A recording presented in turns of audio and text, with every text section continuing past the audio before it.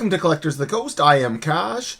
Today I want to talk about with the incoming Brothers War set and the Jumpstart has been added to it once again. I wanted to talk about the 10 worst products I think that Magic has ever made. So first on my list, number 10, going to be pretty quick, this video, was From the Vault Transform. So From the Vault Transform, I like it now, but at the time it was a reprint of cards that were recently printed. And it kind of really broke the pattern that they've been doing and how they put these things together. And it was a tanky product. So really bad product at the time. Some nice cards in it, but it really wrecked the From the Vault series. So number 10 is From the Vault Transform. Number 9, Double Feature. Double Feature wasn't even curated. Really, it was just a reprint of two sets that had just happened. Was not well received at all. I'm sure Wizards didn't sell a lot, and the secondary market is actually doing reasonably well. It's kind of held its value because it is kind of a neat how they did it, but they just kind of tanked how the product was done. If it would have been curated a little bit, could have been a real winner. Just not well thought out how they put it all together, and so Double Feature is number 9. Number 8 on the list, the Astrology Lands. We got a few from recently. They've been doing some really wacky stuff. I do not like this product at all. I don't know if people agree. I know people like some different lands out there, and maybe this is hit with some people. But to me, this is a terrible secret lair. I don't know why anyone would buy it. The art, for the most part, is awful. Just think it's really poorly well thought out. And just to throw more of that product out on the market when there's already so much stuff going on, I can't imagine they're making enough sales just for that, the optics of having 12 more secret lairs out in 2022 when it's the calendar's so full of so much stuff. Number 8, Astrology Lands. Number 7, Unsanctioned. So Unsanctioned, you got 5 decks, you can mix and match them, kind of neat. However, people, most part, like I bought a couple of them, I didn't even play the decks. And I don't think anyone really played them more than 2 or 3 times. Just not a very well thought out product. Didn't need to happen. We're really happy to have another unset now. I don't know how much people are going to play the cards other than the ones that you can play in regular Magic, which they just kind of made the whole thing almost like in regular Magic, except for maybe a couple of wacky ones. But yeah, Unsanctioned, number 7. Boxes just, I don't know, you can't like give them away right now. The lands are kind of nice, but that's about it. So number 6, Deck Builder's Toolkit. So it was made to be an improvement so you could upgrade your Planeswalker decks, and with the cost of it, you could just buy the singles and make your Planeswalker decks better. Served no real purpose, was just kind of hosing people on the cost of it. Just really didn't hit a niche, just really poorly thought out product. And I know I have a friend that bought a couple of them. Didn't know what he was doing. New players sometimes get hosed on these products because they look cheap and they think, oh, it's going to be good. Terrible product.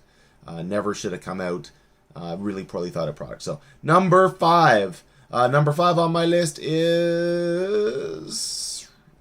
Arena Starter. So I don't get this product at all. So you're buying physical Magic the Gathering cards, and it's supposed to make you play not physical Magic the Gathering cards. This one could have been number 1 on my list. I actually like a couple of the decks and the sort of the cards that came in them. So it's not higher on my list.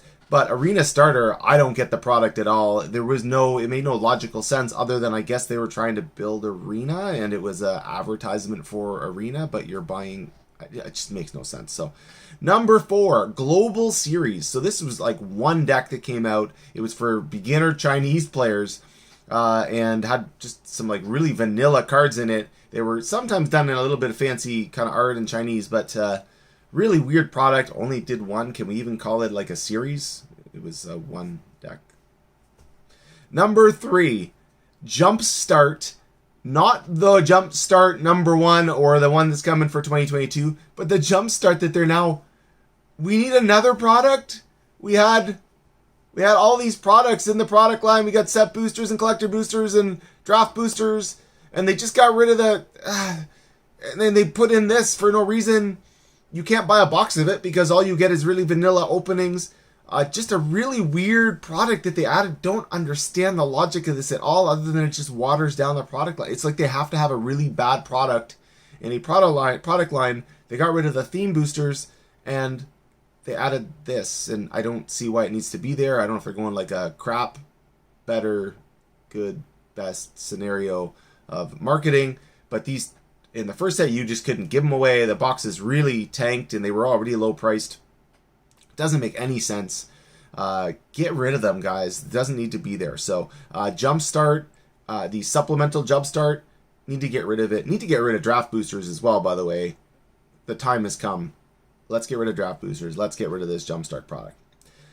Make it more simple. People will enjoy the boxes more. Boxes might actually have value. All right, number 2, Planeswalker decks. These are trash. They were just bad. They underpowered Planeswalkers printed in them. Just not a good product. Couldn't give them away. Though they were a cheap price point, they went down. Bad product. Never needed to be made. Was kind of actually not a bad idea, I don't think, but just poorly executed. Never should have existed. Number 1 on my list is the theme decks, the theme packs. They had them from, I think, Ikoria for a couple of years. Just a terrible product. Got less good cards in them, no value to them than open a regular booster pack. Didn't need to exist. Was maybe a decent idea, but just not a good product. So that was number 1 on my list. Those are my top 10 worst. If you have a different one that you really disliked, let me know. There are some certainly bad sets out there over the years. A couple of them really, really bad. We may do a video on that at some point. So hope you enjoyed the video. Everyone like and subscribe to the video, and have a magical day.